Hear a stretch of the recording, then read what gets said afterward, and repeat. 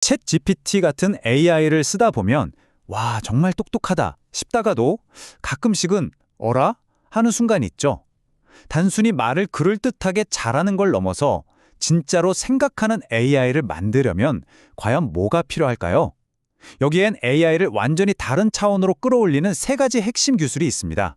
오늘 바로 그 비밀을 한번 파헤쳐 보겠습니다. 오늘 우리가 나눈 이야기들은요, 미라 에스테블린의 책 레그, 지식 그래프, 그리고 리플렉션을 활용한 LLM 에이전트 구축에 그 뿌리를 두고 있습니다.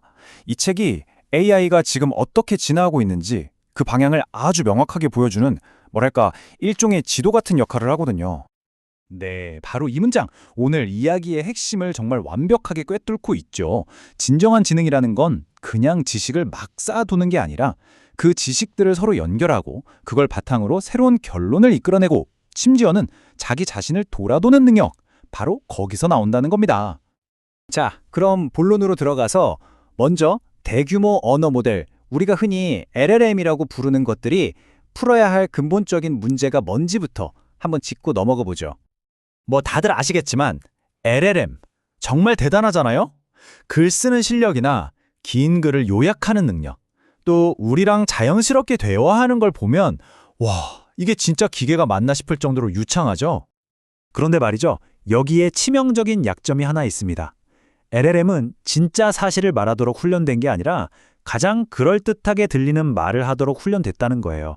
그러니까 자기가 학습한 데이터가 전부고 그 안에서 확률적으로 가장 자연스러운 단어들을 쭉 이어나가는 거죠. 그러다 보니 전혀 사실이 아닌데도 아주 자신감 있게 말하는 환각 현상이 생기는 겁니다. 자, 그럼 이 골치 아픈 문제를 해결하기 위한 첫 번째 아주 강력한 기술을 소개해 드릴게요. 바로 AI가 뜬구름 잡는 소리를 못하도록 현실에 발을 단단히 붙이게 만드는 방법입니다. 그 이름은 바로 검색 증강 생성, 영어로는 Retrieval Augmented Generation, 줄여서 RAG라고 부릅니다. 이건 아주 간단해요. LLM이 혼자서 소설을 쓰기 전에 먼저 외부의 최신 데이터베이스나 웹에서 관련된 정보를 싹 검색해서 그걸 보고 답을 만들도록 강제하는 기술입니다. 그러니까 RAG가 LLM의 뇌를 바꾸는 게 아니에요. 그보다는 기억력을 확장시켜주는 거죠. 마치 실시간으로 계속 업데이트되는 거대한 외장 하드를 하나 달아주는 것과 똑같습니다. 책에 나오는 이 비유를 보면 이해가 확 되실 거예요. 일반적인 LLM이 그냥 옛날 교과서만 달달 외운 학생이라면 RAG를 장착한 AI 에이전트는 필요할 때마다 도서관에 가서 최신 논문까지 다 찾아보고 정보를 종합하는 아주 능동적인 연구원인 셈이죠. 자, 이제 한 단계 더 깊이 들어가 볼까요? RAG가 열심히 최신 사실들을 찾아왔어요. 근데 이 흩어져 있는 정보 조각들을 어떻게 하면 의미 있는 큰 그림으로 만들 수 있을까요? 바로 이 지점에서 지식 그래프가 짜잔 하고 등장합니다. 레이기 여기저기 흩어져 있는 점 같은 사실들을 찾아오는 역할을 한다면 지식 그래프는 그 점들을 선으로 쭉 이어서 거대한 관계의 지도를 만들어주는 역할을 하는 거죠. 이 지식 그래프라는 건요, 세상의 모든 개념이나 사물, 사람 같은 것들을 노드라는 점으로 만들고요. 그것들 사이의 관계를 엣지라는 선으로 표현한 데이터 구조예요. 그냥 거대한 마인드맵이라고 생각하시면 편합니다. 이 거대한 지도의 가장 기본이 되는 벽돌은 아주 단순한 트리플이라는 구조인데요. 예를 들면 이런 식이에요. 앨런 튜링이라는 주어 노드, 그리고 계산기계와 지능이라는 목적어 노드를 저술했다라는 수러, 즉 관계로 연결하는 거죠. 이렇게 단순한 구조들이 수없이 모여서 복잡한 지식의 체계를 만들어내는 겁니다. 그럼 AI 에이전트는 이 복잡하게 구조화된 지식 그래프에 어떻게 질문을 던질까요? 바로 특별한 쿼리 언어를 씁니다. 그중 하나가 바로 이 사이퍼인데요. 어떤 사람이 어떤 논문을 썼다와 같은 특정 패턴이나 관계를 아주 기가 막히게 찾아내는 데 특화되어 있죠. 그리고 또 다른 중요한 쿼리 언어로 스파쿼리 있습니다. 이건 위키데이터처럼 엄청나게 방대한 웹데이터를 다룰 때 주로 쓰여요. 이런 언어들 덕분에 AI는 단순히 앨런 튜링이 누구야? 라고 묻는 수준을 넘어서 앨런 튜링이 쓴 논문 때문에 영향을 받은 사람을 전부 찾아줘 같은 아주 복잡한 관계 기반의 질문에도 답을 할 수 있게 되는 겁니다. 자, 드디어 마지막 세 번째 핵심 기술입니다. 바로 reflection, 우리말로 하면 성찰이죠. 이것이야말로 AI가 진짜 똑똑해지는 진정한 의미의 인지 능력을 갖추게 하는 가장 결정적인 단계라고 할 수 있습니다. 생각해보세요.